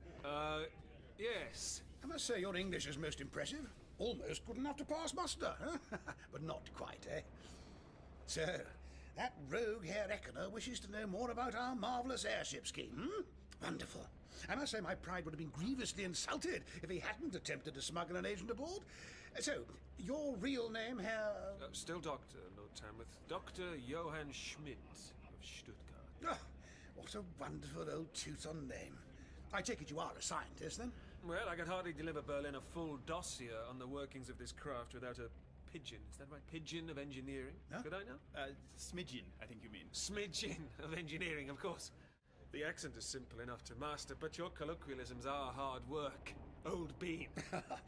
You know, I'm so pleased you turned out to be a spy. Would have put me in a dreadful spot if you'd been a civilian. Why's that? Well, you know the rules, dear boy. Can't allow uncensored news of this mission to leak out back home. No room for loose cannons on this vessel. No. If you had been British, an inquisitive journalist, or a stowaway, say, I might have had to do something frightful, like throw you overboard. And that really would have been too bad. Whereas now... You can hand Fräulein Pollard and myself to the authorities on the ground. And they can deal with the messy business of having you executed, quite. Quite. Indulge me for a moment, Minister. The passenger in cabin 43. What about the passenger in cabin 43? Do you realize he's gravely ill? I mean, I may be wrong, of course, but I do have some experience of these matters. Do you now? One sees all manner of things in my line of work, but you see, your Mr. Rathbone didn't seem at all keen on my investigating the matter further. If I'm right, I dare say I can only do myself a favor by offering my assistance. If I'm wrong, you're going to have me shot anyway, so what harm can it possibly do? I see the German reputation for logic is well-founded. Very well, Dr. Schmidt. I agree. But first, Frayling. Sir? You will report to the control cab immediately, where at 0030 hours precisely, you will supervise this ship's ascent to 5,000 feet. 5,000? That's more than twice the air pressure the R101 was built for. 3 times, surely? Why, yes. Now you know one of the reasons for the modifications of last summer, Frayling. I knew you'd be pleased. Sir, No arguments. Remember, I now have a terribly well-informed representative of the famous Zeppelin Company to fall back on for technical advice. And he's got very good reasons to do just as I please. Isn't that right, Dr. Schmidt? Hurry along, Frayling. Don't be late. Yes, sir.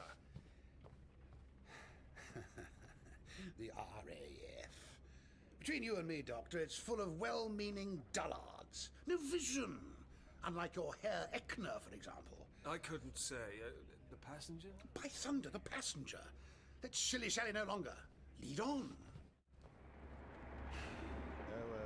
30 hours. On my command, raise the elevator wheel height, coxswain. Aye, aye, Flight Lieutenant. Altimeter rising. 1,500 feet. 1,550. 1,600 feet. 1,650. 1,700 feet. My own agents tell me, Doctor, that the Zeppelin Company now has plans for dirigibles as large as the British R series. I understand there's a ship called the Hindenburg, is it, on the drawing board now? Later, Lord Tamworth. Look, here we are. Doctor, you came back. I have. Our mission has failed, Fräulein Pollard. I have informed the Minister of Air here that we are now in his custody. In his what? We're German spies, Charlie. Trust me, I haven't a clue what I'm doing. Why doesn't that surprise me in the least? Cheeky. How's your injury, Rathbone? A scratch. It will heal. Let me see. No need to put a brave face on it. See the tendons constricting here? The translucency of the skin? You're what, 30? Like it matters. It does. Your forearm's 60. That's the trouble with five-dimensional predators. They make five-dimensional bite marks. Dr. Schmidt, the passenger, if you please. Oh, yes, yes. How's he been, Fräulein Pollard? Quieter, Dr. Schmidt. Until a few moments ago. Been a bit sort of wheezy since then. It's funny. There's nothing to show for it, but I can't help feeling there's something very wrong. Feeling, Charlie? Touch his chest. Here. What do you feel? I don't know. Anxious and incomplete. Like the feeling you get when you meet someone you know is going to break your heart. Is this relevant? It could be, but no, not right now. How do you feel, Tamworth? No different. A little light-headed, maybe, but that's just the... Just the altitude, yes. A touch less oxygen than you're used to. The reverse of your problem, isn't it, This person is hyper-oxygenated. With your permission, Lord Tamworth, I should like to turn off the gas and remove his helmet. What are you talking about, man? We know that the passenger needs oxygen to survive. It was the first thing we established. On the ground, yes. I expect this person does need a very specific combination of blood gases. Up here, the atmosphere is rather different, and it's changing. With every inch the ship rises. What kind of science is this, eh? The biology of an adaptive physiognomy very different from your own. It's your call, Lord Tamworth, but I wouldn't want to guarantee this person's health at 5,000 feet if you don't let me do as I say. And I think this person's well-being is very, very important to you. It is. Stand aside, Rathbone. Be right, Doctor. If you're not, I shoot Charlie girl through the head, There's no call for that. You are quite sure about this, Doctor? 99%. 98 at least. It's the last of the bolts. Now, let's see your face, shall we? Hello? Don't be frightened. I'm the doctor. Oh, Doctor. We know. That face. Disgusting, isn't it? No! She's beautiful. Is this skin? It's so smooth and grey and... Go on, Charlie. Touch her.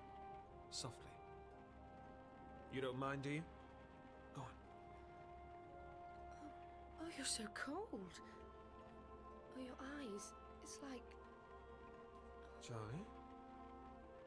Charlie, why are you crying? Oh, no. There's nothing wrong. It's just then, seeing myself reflected in her eyes. She made me think of watching the dolphins at Regent's Park Zoo. I remember how even though they're only fish, it's like you feel them smiling. Dolphins aren't fish, they're mammals. Everyone knows that. Shh. It's all right, it's all right. Very far from human, aren't you? And very far from home. Tamworth, Rathbone, I hope you know what you're doing. I think she's trying to say something. Charlie. You are Charlie? No, I'm Charlie. You can talk. Charlie. You are kind. I don't know what to... Oh, it's all right. Don't worry. It's only a bell. That's the signal, Tamworth.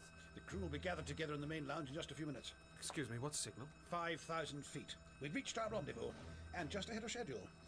I have to address the men, Doctor. You and the girl will bring the passenger through. Interesting that she seems to have some kind of affinity with it. Interesting. Before you leave, Tamworth, these two, this doctor and the girl, they cannot be involved any further. I don't see why not. This Dr. Schmidt has been useful enough so far. And if young Miss Pollard really can get through to this passenger, then she might yet prove helpful in our negotiations, don't you think? You negotiate all you like. Don't get too fond of making the Giorgio with these people, huh? You know my instructions, my priorities. Your priority? We share the same objective, Rathbone. That is our only priority. But I bear the overall responsibility for this mission, not you. And I authorize the methods by which this mission will be executed. Stop straining at the leash, man. If I choose to let you off it, you have a free hand. Until then, you just remember who it is you're talking to. Hurry along, you two. I need the passenger ready. Rowie, Nick. There's an invalid chair here. Place the passenger in it. Lucky, Doctor, that you seem to have persuaded Tamworth you are something more than just a stowaway. Isn't that so? I'm as much a stowaway as you're just a valet. You're a clever man, Doctor. I don't approve of clever men. Yes, well, that can't be helped. Ready, Charlie? You steer, I'll push. Ready, Doctor. Off we go. Attention! Now, you should all have realized that this maiden voyage is a little more involved than a simple flight to India and back. But that is all. Until now. Don't ask, don't tell has been our motto. You're all good men, reliable men, and you've been chosen to serve aboard His Majesty's ship, the R101, for a very special reason. During the next few hours, you will see and hear things, wonderful, uncanny things, which will boggle your imagination and test your senses to the utmost. And here's the first. Doctor, Rathbone, bring our guest through. Oh, it's all right. They're only looking. Don't be scared. Quiet! As you can see, we've been travelling in the company of a very special guest, an ambassador, you might say, of a foreign power. Today we are all to be ambassadors for the Royal Air Force, for His Majesty the King, for the British Empire, and indeed for all of humankind. Doctor, do you hear that sound? It's outside the ship. It's getting closer. Dead on time. There's something above us. It's huge. The light. It's like daylight outside.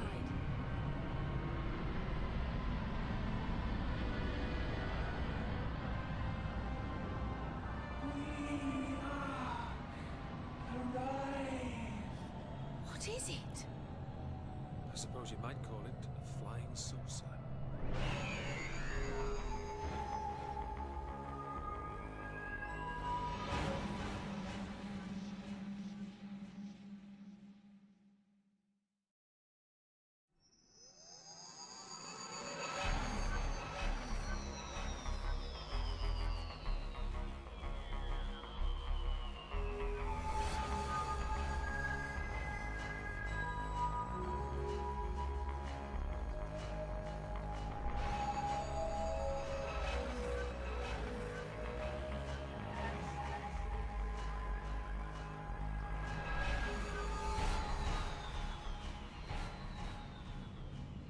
Did you hear that sound? It's outside the ship. It's getting closer. Dead on time. There's something above us. It's huge. The light. It's like daylight outside.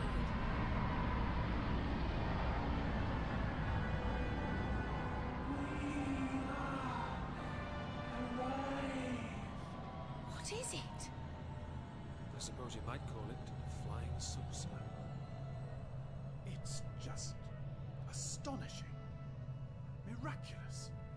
It must be 2 miles wide. How a vessel like that can move through the air. Above the air, Lieutenant Commander. Through the most mysterious of cosmic spheres. Outer space. The evidence is laid out before you, Mr. Fraley.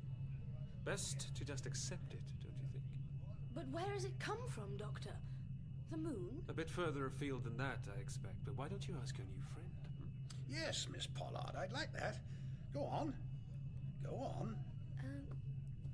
Is it true? Have you really come from outer space? From Mars or Venus? Charlie, it is true. I am Engineer Prime of the Triskele.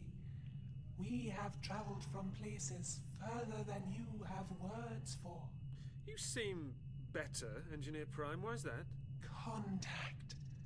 I feel the Triskele within me once again.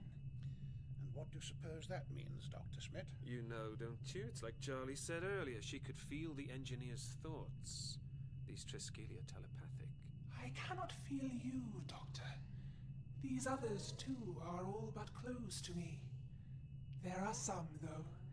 Charlie, Zelda Madame. Who? Tamworth, I protest. This is classified information not to be shared with enemy agents. Oh, Rathbone, these people have proved their use. That's true, isn't it? Besides which, Rathbone, I hardly think you're in a position to get all high and mighty about a couple of captured spies. A bit pot calling the kettle black, isn't it? I think, Rathbone, the doctor here has let the cat out of the bag. I work for British intelligence, yes. It has been my duty to ensure the security of this creature en route. Well, Rathbone, we're here now, so your responsibilities are at an end. Give yourself a pat on the back for a job well done. Well, nearly well done. Sit back and have a nice cup of tea. I'm sure the chief steward will... Shh! Doctor, look. It's like she's hearing something. Tamworth, Lord. This vessel may proceed. Capital. How exactly? Forward. The hull of the Triskele will be insubstantial as you pass. Fascinating. Chief Steward Weeks. Sir. Listen here, old chap. Unusual circumstances and all that. I've decided to circumvent the usual proprieties. Served over 1418, didn't you, Weeks? Lance Corporal with the 8th Royal Lincolnshire, sir. Consider yourself recommissioned, Lance Corporal Weeks. Now, be a good fellow and convey this message to the control cab, will you? Tell the flight lieutenant that we... Doctor, does this mean that there are other worlds past the sun? 1,000,000 planets circling 1,000,000 suns, Charlie. Where the starlight makes colours which human eyes have never seen. You've been there, haven't you? You've really been there. Like you really have met Geronimo and Lenin. Just think, yesterday the furthest place I could imagine was the terrace of the Singapore Hilton. The Singapore Hilton? I met a Venusian there. Or will do after your time. Why the Singapore Hilton? Oh, long story. No, not really. There's this boy, well, man, I met not long ago. A trader, works all over the world, mostly in the Far East. Said you haven't lived until you've had a gin sling on the terrace of the Singapore Hilton while the sun goes down. I made him promise to meet me there on New Year's Eve. He just laughed, so I thought, stuff you. Come hell or high water, it's a date. So that's why you smuggled yourself aboard the R101. Karachi to Singapore. That's no distance at all. A slow boat across the Bay of Bengal and I'm there. Long way to go for a date, I suppose. Seems even further now. We're moving again. Climbing into the light. Doctor, is this real? Is this really happening? Oh, yes. Breathe in deep. Lieutenant Commander, you too, Charlie. You feel that pounding in your heart? That tightness in the pit of your stomach? The blood rushing to your head? You know what that is? That's adventure, the thrill and the fear and the joy of stepping into the unknown. That's why we're all here, and that's why we're alive!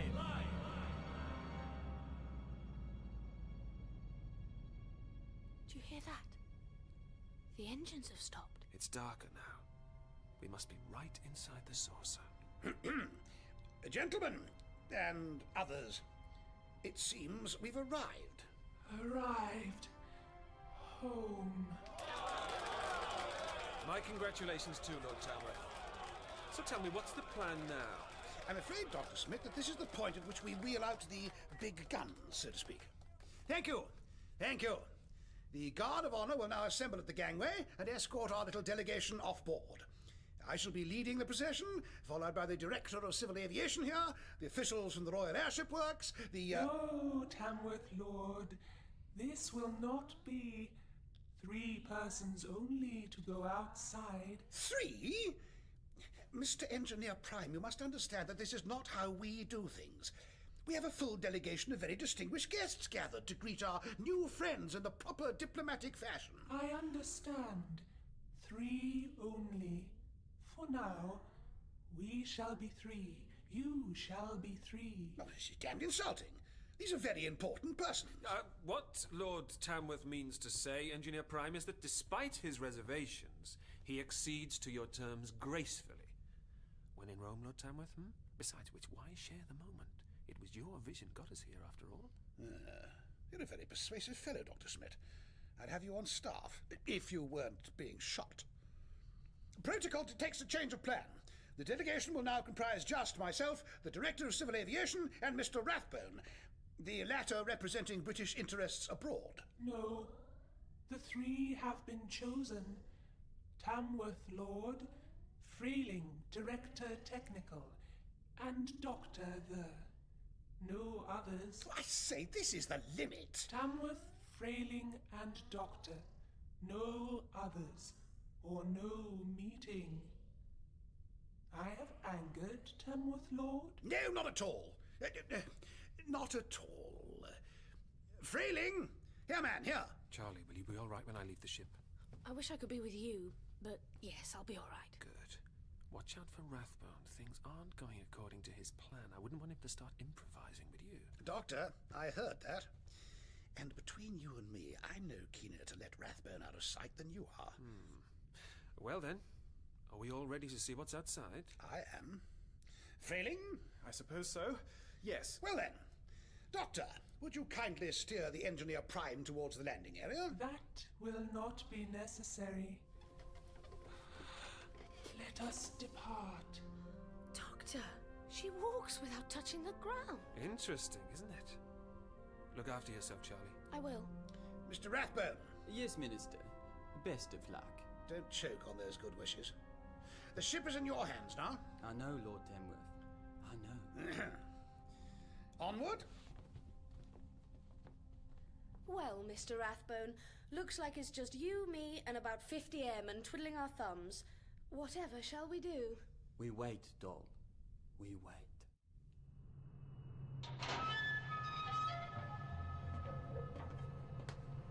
Amazing. They've built a mooring tower for the R101. Just like the one at Cardington, isn't it? Exact in every detail. Oh my. It's big, isn't it? A space so vast it has its own wind currents. Mind your cap, Frayling. What? Oh! It's gone. I can't even see where this space begins and ends. It's so huge. Magnificent. Just magnificent. Just imagine. A man with such a machine could be master of the world, not just the air. Yes, Lord Tamworth, I expect he could. Dr. Tamworth Frayling, you follow, please.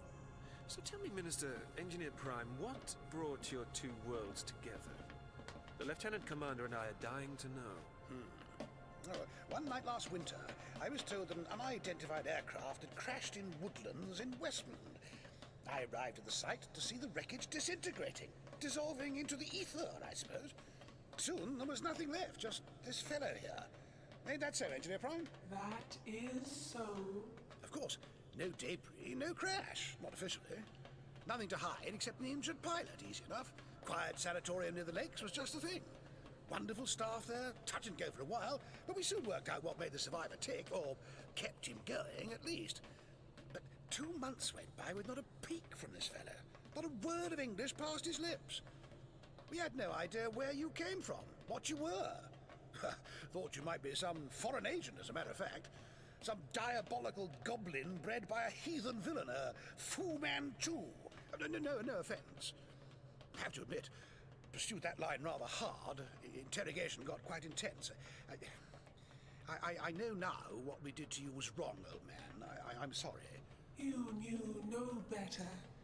I accept. So how did you establish communication in the end? Well, that's the strangest thing. Knock on the door in the middle of the night, chap named Rathbone there, surrounded by hard-faced fellows in raincoats, intelligence men. Says he knows someone who can solve the mystery of Patient X.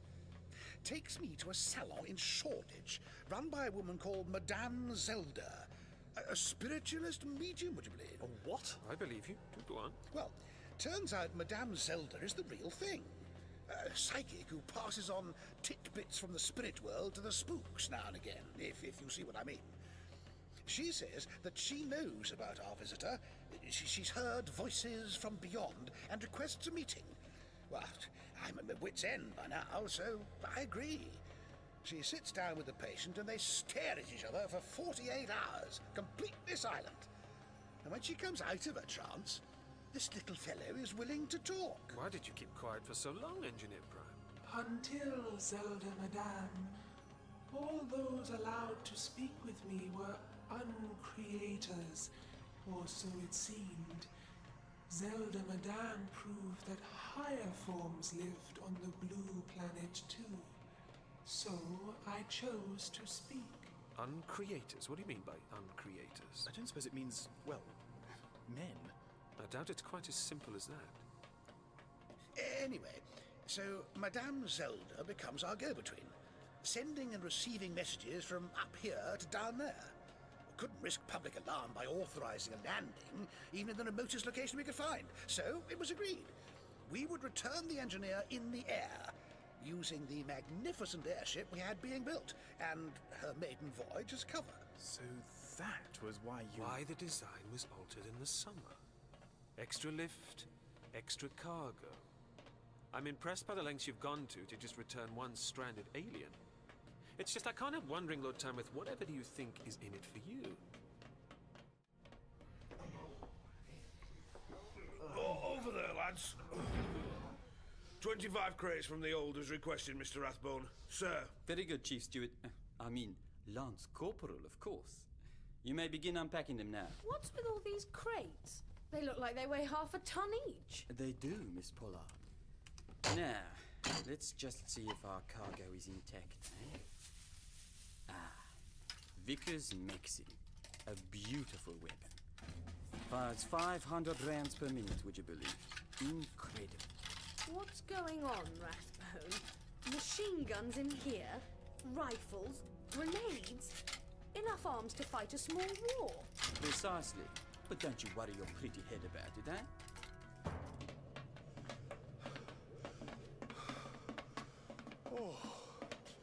I thought we'd never reach the bottom. Few steps never hurt anyone, Lieutenant Commander. Now this is interesting. You see this symbol on the floor? A symmetrical device. 3 hooks joined together at the center. Yeah, I recognize it from somewhere, but Remember what the Engineer Prime called his people? The Triskeli. This symbol here is known almost universally as a Triskelion. I've seen it in places as far apart as the ice caves of Nephthys and the Isle of Man. Your culture must be very old, Engineer. Do you mean to say, Doctor, that these creatures have been to our planet before? Once the universe feared the Triskeli, many civilizations have known of our sigil and recorded it. To them, it remains a trace of our past. Your reputation has preceded you, you mean? What happens now, Engineer Prime? Step onto the arms of the sigil. Tamworth Lord here, Dr. The here, Frayling Technical Director here, beside Engineer Prime. Each in a different sector of the Triskelion. I see. Now? Now, the Triskeli come. Where was that noise? What in the name?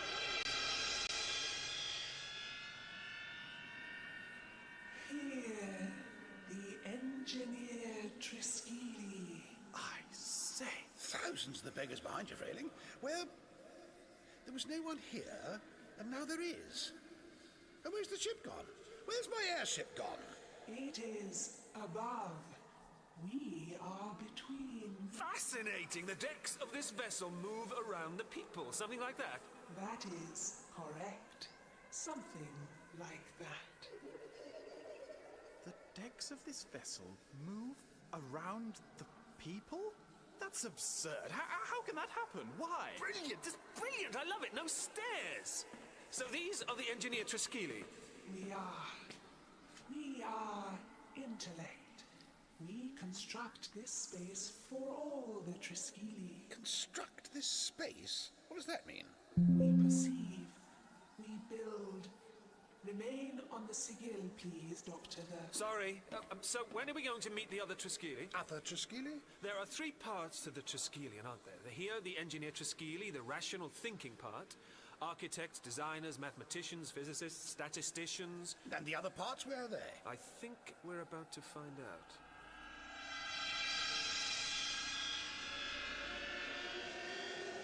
It's all gone dark. Dark and cold.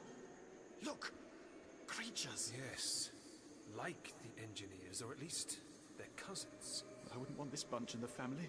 They're even uglier than the last lot. Thank heaven they're all in chains, that's all I can say. This is the place of uncreation. Uncreation? What is this uncreation? To coin a phrase, Lord Tamworth, it's behind What? Oh my. And you are? I am the Uncreator Prime. You are Earthmen? I smell the blood on you. You have known war. I've seen service, if that's what you mean, with the REs in Mauritius. During the Boer campaign, I was a military attaché in Serbia, then Bucharest. After the invasion of Romania, I was there at the capture of Jericho. Jericho. There was glory at Jericho? There were medals, citations, mentions in dispatches, but no, not much glory. Wretched business, wretched. And you, sir?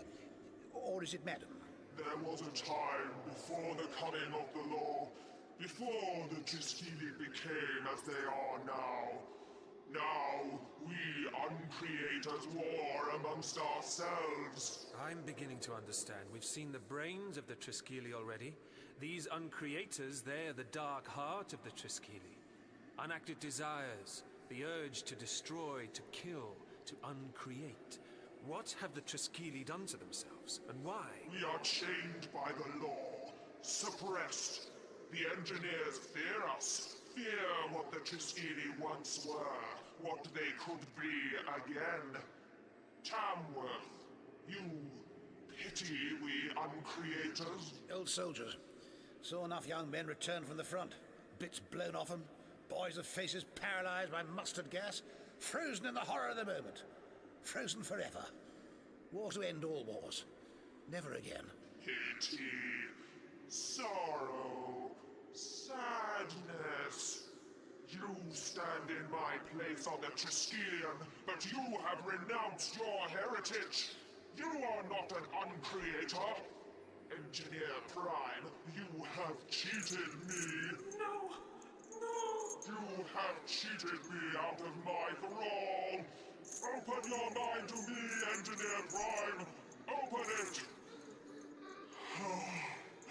I feel the dread in you. There is uncreation on Earth. There is a name, a harshness. Rothbone. Where is Rothbone?